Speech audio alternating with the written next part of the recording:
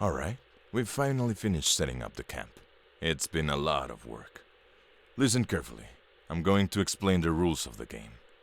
To build a clandestine army that could spark a revolution, we need to stay organized. First things first, the most important part is managing the people and resources in the camp. Pay close attention, because you'll be the one in charge. The way we'll organize everything is through cycles. Each cycle is a period of time during which 3 phases happen. First, camp management. Assigning tasks to the personnel, organizing supplies, and preparing everything for the mission. Second, operations. A team of 1 to 4 members will carry out key operations.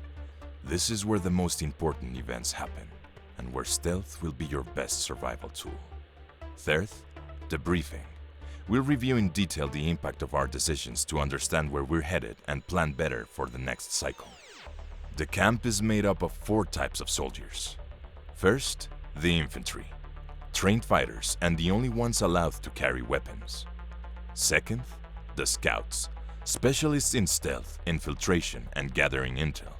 Third, the medics. In charge of keeping our comrades healthy. And fourth, the engineers. Responsible for maintenance, intelligence, and handling technical gear and communications. Each cycle, there will be multiple tasks available for you to assign to the camp members. Remember, each person can only do 1 task at a time, and it's up to you to decide who does what. Plan carefully, and always keep part of your team ready for that cycle's operation. The camp is divided into 5 units where tasks are assigned. First, the security unit, where soldiers of any type are assigned to protect the camp. Second, the social development unit, where we organize activities to work with local communities, gather resources, and strengthen our relationships with them. Earning their trust is crucial. They'll become the backbone of our army. Third, the engineering unit, where engineers carry out maintenance and development tasks around the camp. Fourth, the medical unit, where doctors care for and recover personnel, making sure everyone is ready to keep fighting. And fifth, the Special Operations Unit, where we send infantry and medics to support conflict zones that need our help. In addition to the units, we rely on key suppliers and allies who are essential to keeping the camp running. You'll be able to visit them during the camp management phase. First, Mariel, an arms dealer from a clandestine network. You can buy and sell weapons and ammo through her. Second, Chache, a friend who sells food, basic supplies, and medicine at very convenient prices. Third, Annabelle, a young journalist with whom you'll exchange vital information for our operations.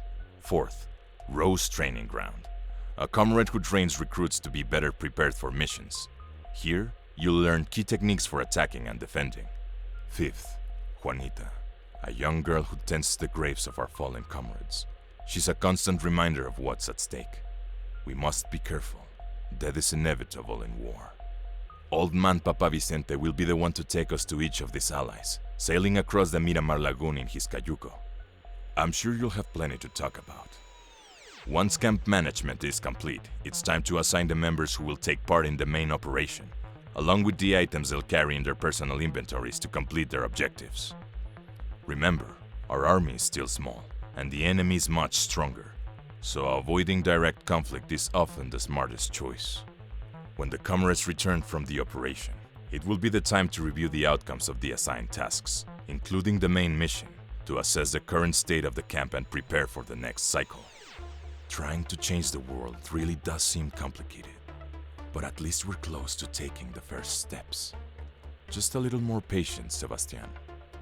That's your codename, isn't it?